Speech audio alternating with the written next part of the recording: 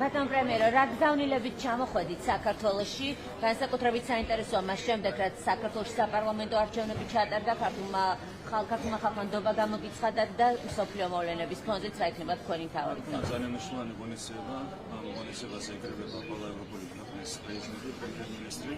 განსაკუთრებით საინტერესოა ის, რომ საფრანგეთის არჩევნების შემდეგ მალე უტარდება ეს ღონისძიება ბუდაპეშტში, ეგრეთის მასპინძლობით.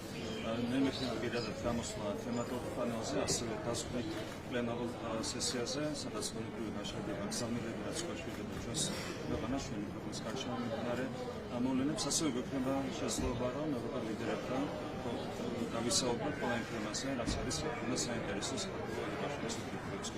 შემაჯამებელ პლენარულ სესიაზე თქვენი გზავნილები შეეხება თუ არა ქვეყნის ევროპულ არჩევანს? რა თქმა უნდა, ყველა თემაზე გვექნება საუბარი, მათ შორის ჩვენს მთავარ საგარეო პრიორიტეტზე, რაც არის კავშირში ინტეგრაცია, გვექნება საუბარი საქართველოში მიმდინარე პროცესებზე, საქართველოს კავშირის ურთიერთობებზე, რა თქმა უნდა, ეს იქნება ჩემი გამოსვლის თავი.